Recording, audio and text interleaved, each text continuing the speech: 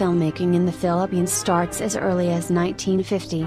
During this era, classic films that were released and acclaimed internationally paved the way for the Philippine film industry to have first golden age of Philippine cinema. In the same decade, the Philippine film industry produced a series of firsts in cinematic history that showed the achievements of the filmmakers during this period. One of the most popular classics was Manuel Can's Genghis Khan. The film was screened at the Venice International Film Festival in 1952 and garnered attention from other countries, which led other directors to produce more independent films. The so-called first golden age of Philippine cinema also emerged due to the rise of the Big Four movie studios prominent at that time. These studios were responsible in attracting and recruiting master filmmakers who are now renowned as the finest filmmakers in the history of the Philippine film industry. In the 1960s, the Big Four collapsed due to the growing labor movement that demanded high wages and better working conditions for film workers. The collapse of the Big Four represented the transition period between the first to the second golden age of Philippine cinema, which falls under the Marcos regime from 1976 to 1986. During the second golden age of Philippine cinema, Braga and Ishmael Bernal were hailed as the two most important filmmakers the Philippines ever produced. Braga utilized his social activist spirit to the screen, wherein I could make the kind of films I'd like to make with the least compromise. And to do that, you have to change the system. Leaving behind 66 films which breathed life and hope for the marginalized sectors of society. One of the most famous classics Braga directed was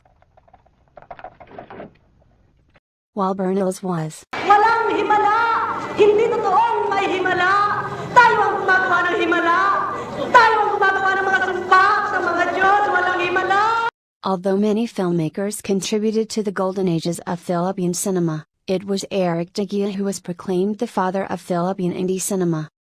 His reputation rests on a small but distinguished body of work, starting with which broke into the competition of the Berlin Film Festival in 1978, where it won the International Film Critics Prize. The second golden age of Philippine cinema extended to the early 80s, producing such masterworks as Bernal's Manila by Night,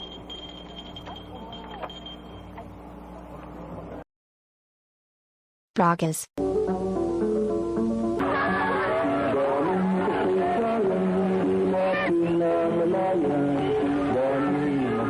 Mike de Leon's Pwede nung natin pag-usapan. Ang alin? Tungkol sa aming Noel. Sino? Si Noel ho, yung kasama ko sa bangko. A new era of filmmaking through digital technology finally began when Lau Diaz emerged in the late 90s. He led a new wave of Filipino filmmakers riding on the peak of digital revolution. Since then, Philippine films have been going around the International Filipino Festival circuit, winning awards, major and minor. Il fait beau dehors, mais je vois que les amis sont là. Thank you for coming.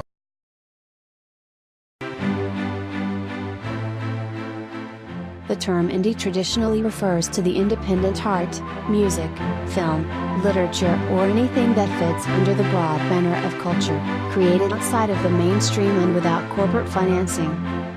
An independent film connotes small-scale, personal, artistic, and creative. Mainstream film implies a large-scale commercial media industry that values money more than art. Indie used to be a battle cry, now indie is the new mainstream.